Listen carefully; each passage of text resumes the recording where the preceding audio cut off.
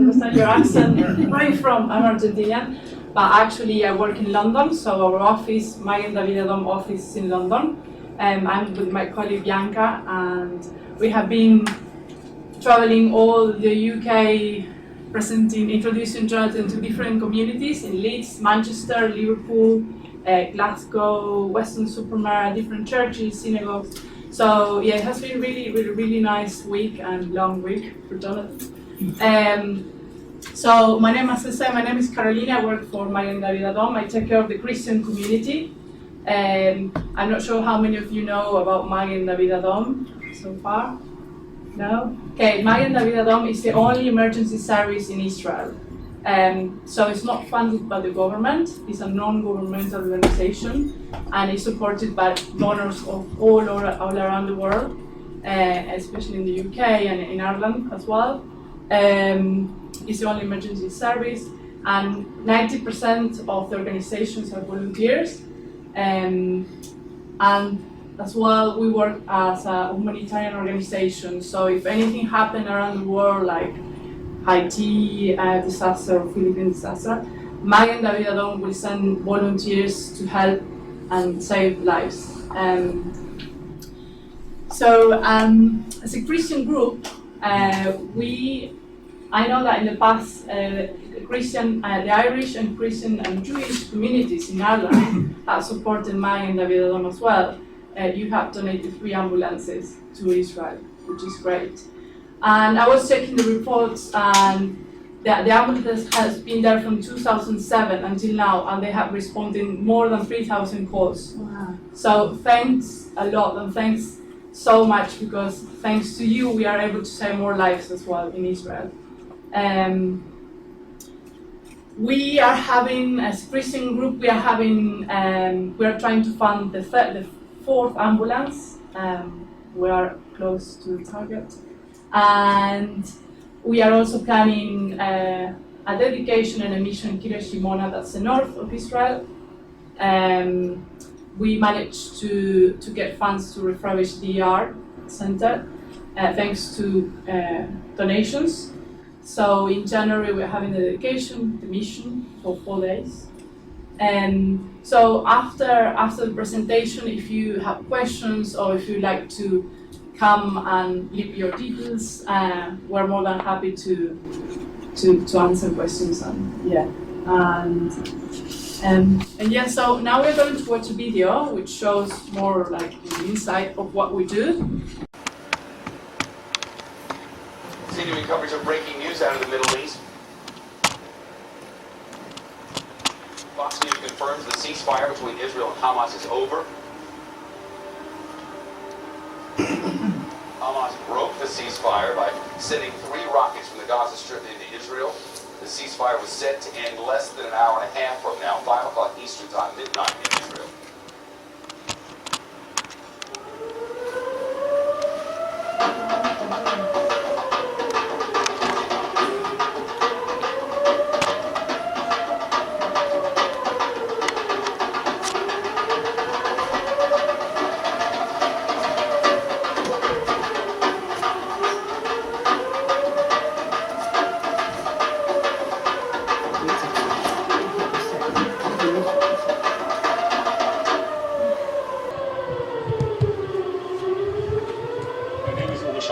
I'm an assistant to the Director General of Magen David Adom, and I'm also the Director of the Red Cross Relations and Coordination. We are now standing in the border of Sderot. It's now, I think, the 6 weeks of the conflict. The ceasefire that was supposed to continue until midnight today was broken. All of the state of Israel, beginning from Netanya, Tel Aviv, Ashdod, Ashkelon, so on and so forth, is currently targeted by missiles, by mortar shells. The main role of Magen David Adom during the conflict is to provide emergency medical services, ambulance services, first aid, to victims of the rockets and mortar shell attacks. That's our main role. We have to remember that although we are providing first aid to the victims of the rockets attacks and the missile attacks, we still have to provide our regular services to the rest of the population. there are still people in Tel Aviv, in Jerusalem, suffering from heart attacks. There are still children playing in the grounds, falling and breaking their leg, and the ambulance has to be there and to take them to the hospital. We cannot say to the population, listen, it's a conflict time, forget about the regular illnesses and the sick people. And this is what stretches Magen David Adom. This is why we need to man all the ambulances in the state of Israel.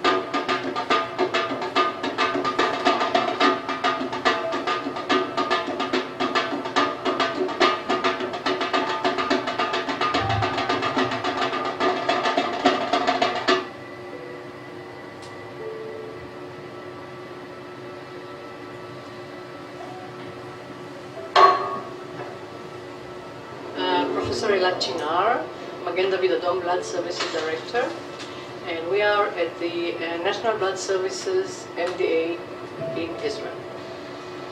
We are entering the center of the Blood Services Center here, where we have been working in the last 43 days. We moved in here at July 8th, when the whole operation started, and we moved into the shelter the core activity, which is preparation of the blood component, labeling, testing, everything that is crucial to continue provide the hospitals and the army the amount of blood they need. MDA is responsible for the whole blood program in Israel. We are responsible to do all the blood collection nationwide. There's more demand for blood components, not only the red blood cells, but also the other component, to give the patient better treatment, the bleeding patients. And all in all, we see that from the severely wounded soldiers, a good number have been saved because of the combined excellent work of the medical corps, together with the blood supplies and the treatment that they get. We are transferring patients from Gaza to Ben Gurion. There is affected population, both on the Israeli side, both on the Palestinian side. And once there are civilians involved, we need to provide them with emergency medical services. The best service they can have is Magen David Adom.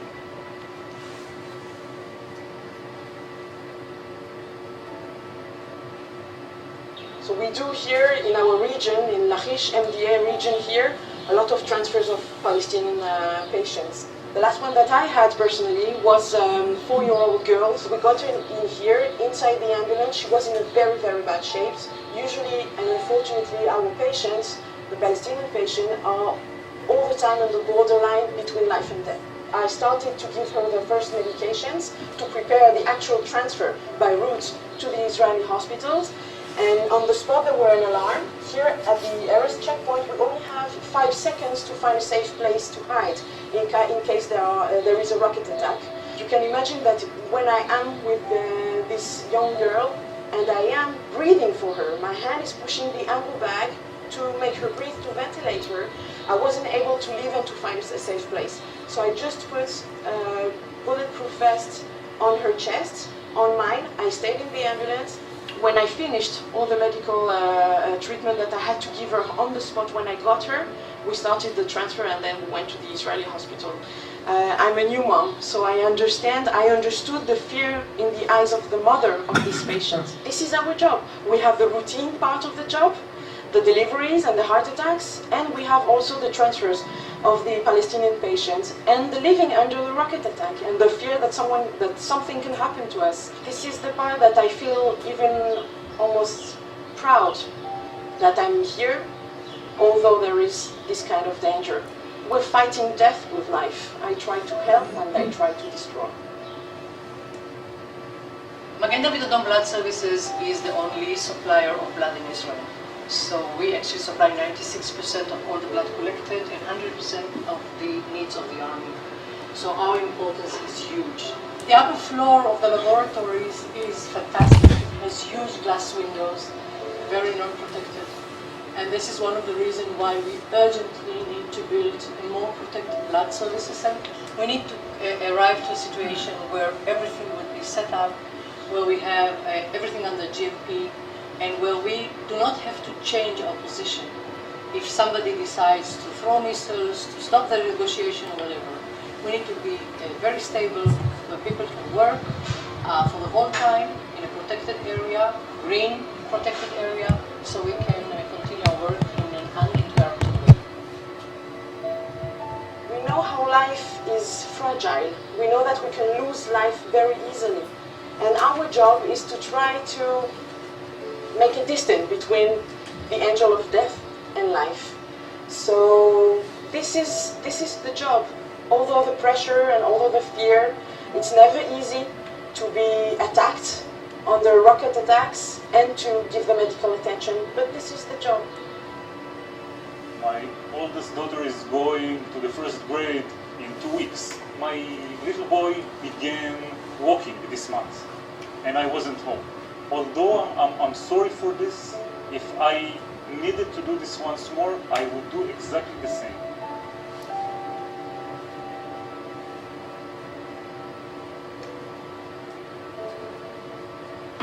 Thank you for the introduction. Forgive my accent. I'm originally from Brooklyn, New York. I'll try to speak slowly. I do have a lot to say, and we don't have a lot of time. I'd like to begin with a story. In the summer of 2006, I was with a platoon. I was an officer in the Israeli army. I was with a platoon in southern Israel, in the area called the Negev Desert. It's an area in southern Israel, a large desert region, makes up more than a third of the country. And I was training with my platoon, and we received a call on the radio saying, pack up your bags and head up north. We packed up our bags, can you hear me in the back? Yeah. We took our bags and took a bus up north. And Israel's a pretty small country, so it took us all of about 2 hours to head all the way to the northern border. The war in Lebanon had broken out. It was the second war in Lebanon, and we were being sent into Lebanon. We got all of our equipment ready, and within 24 hours, we had all of our vests, ammunition, equipment on us, and ready to move into Lebanon. It was nightfall, the sun was going down, it was dark, we were standing by the border. Our whole company was standing there.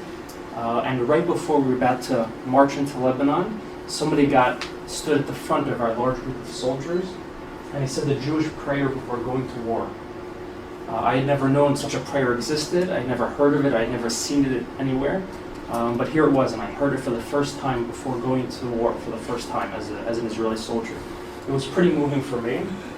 And most of my group weren't religious. I'm religious, but most of the group I was with weren't religious. And I could see, I looked around, and most of them had their eyes closed. And I'm sure were either listening or saying their own prayers. And it was deeply moving and scary, of course.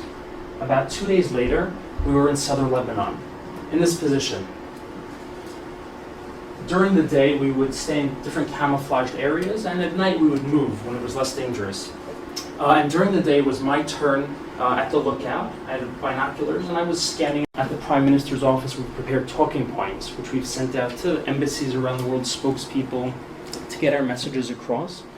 And we've also we've kind of opened our arms out, a little bit wider, and we've tried to reach out to different organizations, Jewish and non-Jewish alike, to speak to these different organizations, because we realized that Israel's a very small country, and there's a huge challenge speaking to the whole world, and we can't do it by ourselves.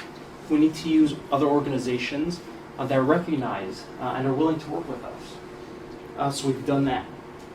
Something I'd like to focus on is the area of new media. Most people here are familiar with new media or digital media. I'm referring to Facebook, Twitter, and YouTube. We recognize that new media offers a huge potential potential channel of information, a channel to reach out to tens of thousands of millions of people around the world. The Prime Minister was in China about 2.5, 3 years ago, and before his trip, I was speaking to somebody from the Ministry of Foreign Affairs in China, and we were discussing different ideas. We saw the Prime Minister's schedule, and he was supposed to meet with a number of government officials, and the usual talk and picture, but we wanted to do something different, and we wanted to do something that would really reach out to the people in China. So we discussed with the Chinese, and we finally received approval to do an online chat with the Prime Minister in China, which was incredible. And I have, we'll get to that in a second. And we finally received permission to do an online chat with the Prime Minister. So here's Prime Minister Benjamin Netanyahu with his translator in Chinese. and the prime minister is online. There were some conditions by the Chinese government, I'll just point that out, but for the most part, here was the prime minister of Israel chatting online, receiving questions and talking to people in China, all across China. And there may have been 10 to 15 questions asked, that's it. But at the same time, there were millions of people listening to the prime minister, which was something absolutely incredible, something we'd never done before. So that was one example of the use of new media. We also opened a Twitter account for the prime minister, a Facebook, and YouTube. So we opened a number of basic channels. And besides the usual updates of what the prime minister was doing, we also put out messages that were catered to different audiences around the world. So going back to China, when it was the Chinese New Year, I think it was the Year of the Dragon, the prime minister recorded a message, and the first couple of words were in Chinese. And it took a very long time, to say the least, for the prime minister to get the pronunciation in China worked out. And somebody from the Ministry of Foreign Affairs sat with him for a long time to work on it. But he did it, and we put it out, and we put it on the Chinese version of YouTube, and it reached millions of people.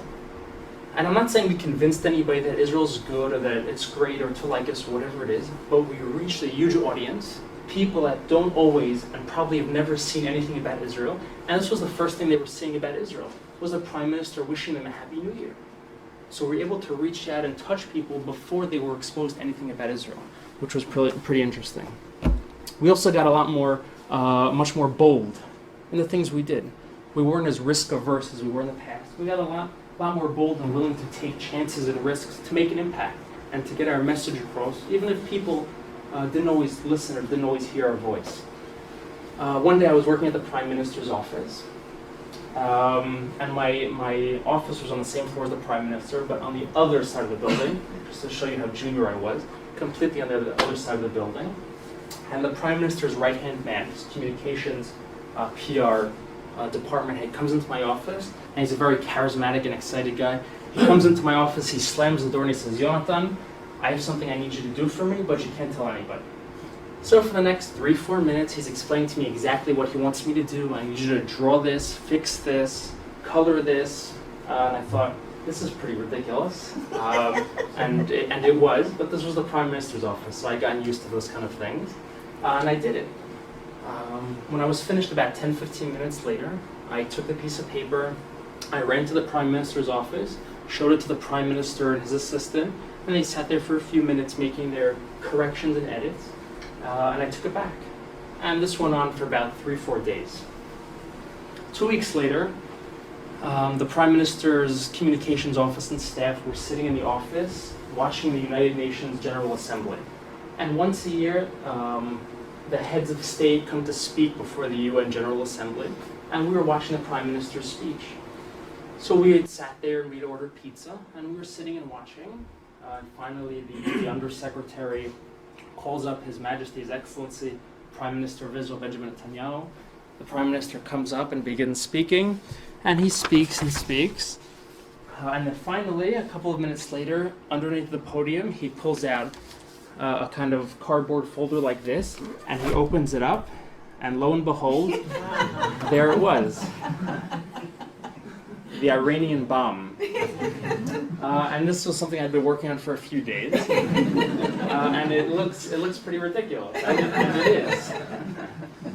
But as I'm sure many of you have heard, the Prime Minister, one of his top priorities was Iran, and explaining to the world what a threat the Iranian nuclear plan and program was to the world.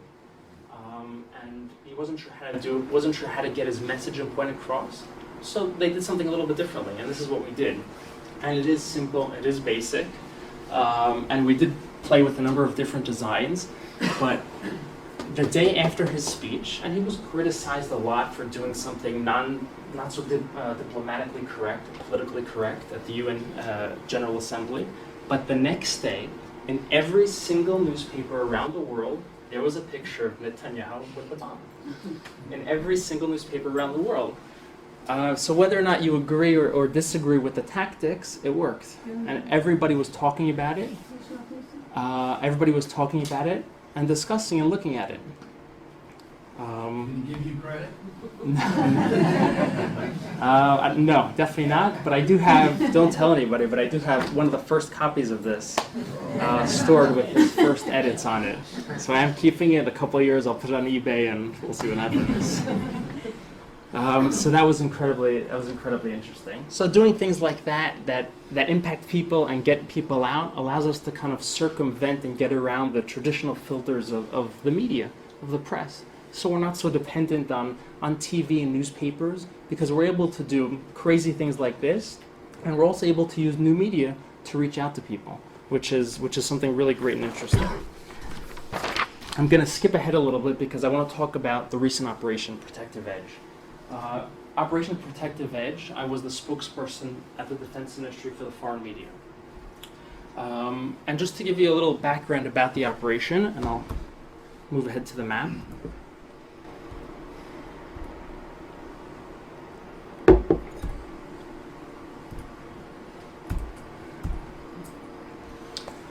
This is the Gaza Strip right here, and this is Israel. The Gaza Strip lies approximately southwest along Israel, along the Mediterranean Sea.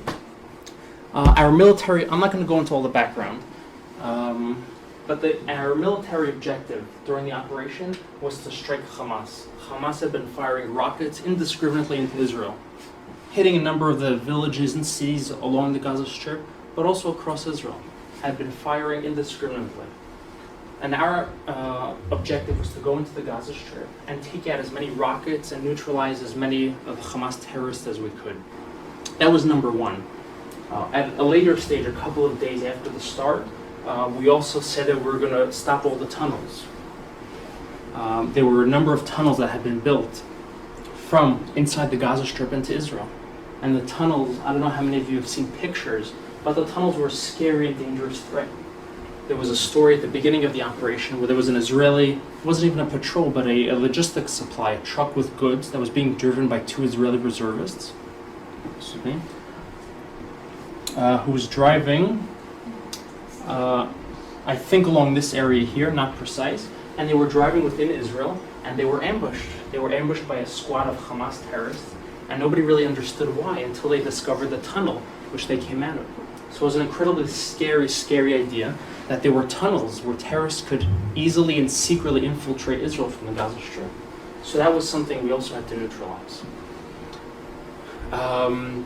There were a number of other objectives, but I won't go into all of them. From a public relations perspective, and this was in part my responsibility, our job was to explain to the world what we were doing. I mean, obviously, our job was to explain to the world why we had to go into the Gaza Strip and why we were fighting, why we had to take action, why we had to hit Hamas. And a large part of that was keeping the attention focused on Hamas. And it wasn't an easy job, because a lot of people don't know about Hamas. And there are a number of reasons for that, but one of them, just to shed some light, I was speaking to one of the journalists after the operation, and I asked them, I've seen the news, I've seen all the pictures, I've seen the pictures of destruction in the Gaza Strip, which I'm sure you've seen. I've seen the pictures of Israeli tanks, of Israeli soldiers. Where were the pictures of the Hamas terrorists in the Gaza Strip? Where? And I was speaking to one of the journalists who had been in the Gaza Strip. Where? And it was frustrating, very frustrating for me. And so the journalist explained to me a few things. He said, first of all, we didn't have a lot of pictures of Hamas terrorists. And I asked him why, and he said, a lot of the areas in the Gaza Strip I couldn't travel to. So I didn't take any pictures. And he said Hamas controls the Gaza Strip, and they wouldn't let us travel to certain areas, so we didn't take pictures. Unlike Israel, where the press can roam and take pictures and move freely, in the Gaza Strip that's not the case, so they can't. So you didn't see any pictures of Hamas terrorists. In response to that, in the past few years, the IDF has been developing incredible technological abilities to do just that, to bring pictures and videos from the battlefield to people. Because we understand that sometimes, whether just or not, and it's a long debate, we won't go into it, but a lot of the pictures that represent a side of the story aren't getting out. And I want to show you one of those videos.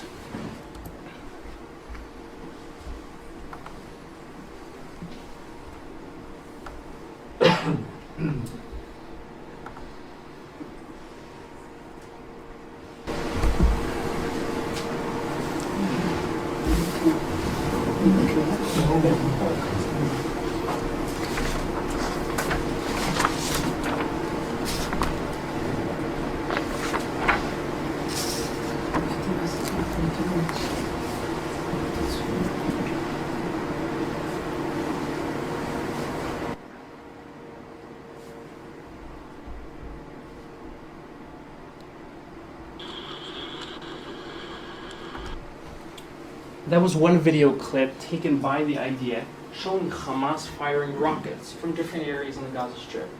The rockets were fired by and large from civilian areas. And the Prime Minister always says, and this is his line, Hamas commits a double war crime. It fires from civilian areas using human shields, and it fires into civilian areas. And that's Hamas' double war crime. And we have to prove that to people. And it wasn't easy, because a lot of them didn't see it, a lot of the journalists didn't see it with their own eyes. So we had to show them these kind of videos. Unfortunately, it took about a day or two before we got these videos. We edited them and we put them on the internet. And it was usually a little bit too late. We had missed the news cycle. There was a report about how the IDF had hit and damaged the United Nations building. Sure, have you heard that story? Right. Yes, sure. Well, it was true. It was true. People look at me saying, "Oh no, you're ruining it for us. How could the IDF hit a United Nations school or damage it?" Well, that's not the whole story. When the news came out, there were pictures and proof of damage to a United Nations school. The IDF investigated and we investigated, and we discovered that there were rockets being fired from right next to the United Nations school. And as the rockets were being prepared and fired, the IDF saw that and it fired to eliminate them. And in the process, yes, the United Nations facility was damaged. But you're missing half the story. People were missing the fact that there were rockets being fired next to the United Nations facility. And unfortunately, we got that little piece of news, which was very important, a little bit too late, and we missed the news cycle. So the only thing you saw in the headlines, the only thing you saw in the news, was the fact that the IDF hit the United Nations school. So it was frustrating at times.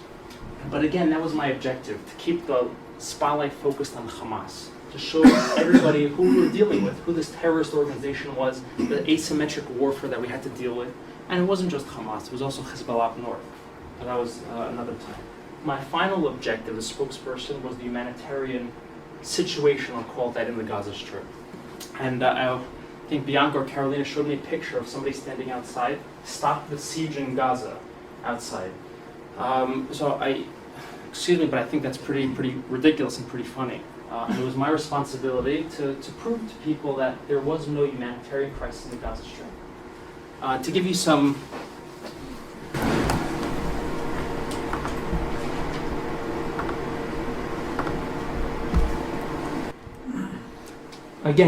behind-the-scenes information, going back, this is the Gaza Strip.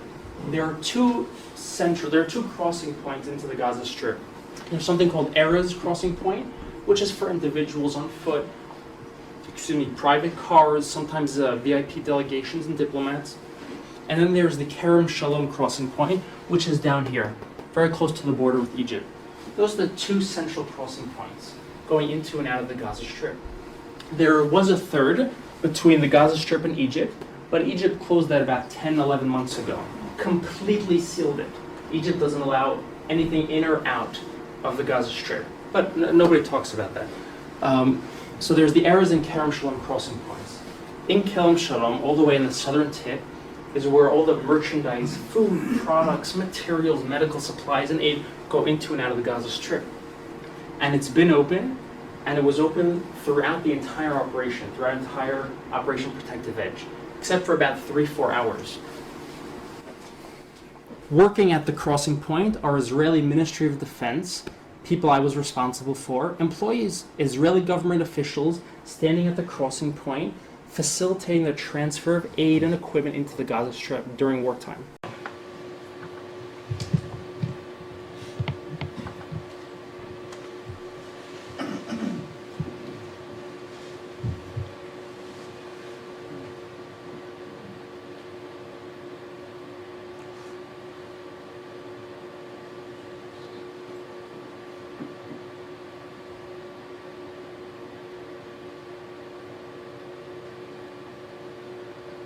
Can you believe that? And I would show this video to people. The very crossing point that we were trying and facilitating the transfer of food and materials and everything they needed to the people of Gaza, we were being attacked.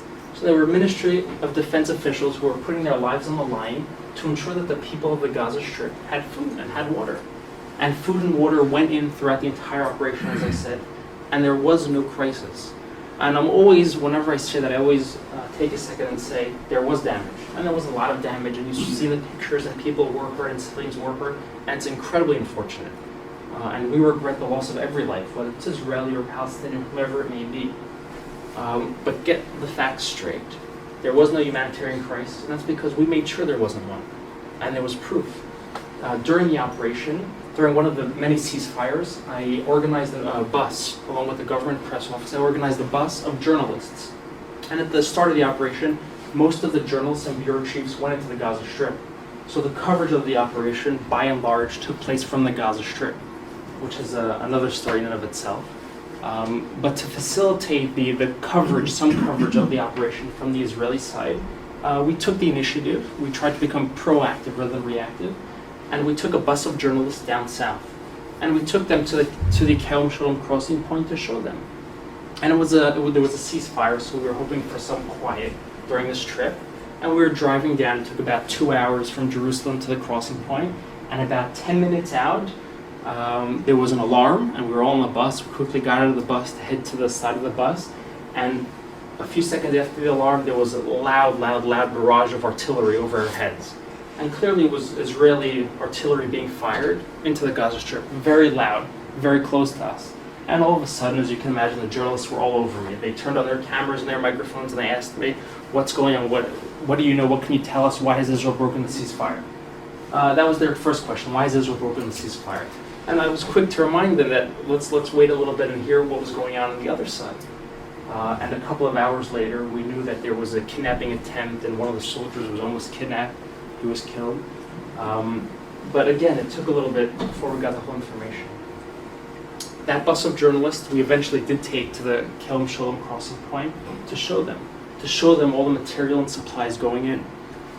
And we were walking around the compound, as you could see there with the trucks. And we reached, there were 2 big shipping pallets on the floor, 2 big shipping pallets. So we were walking, and on these shipping pallets were piled high with basic necessities and supplies, food and water, canned beans, diapers, blankets, all different things like that, piled high. And there was a big sticker on these pallets saying, donated by a certain congregation, a certain mosque in the United States somewhere.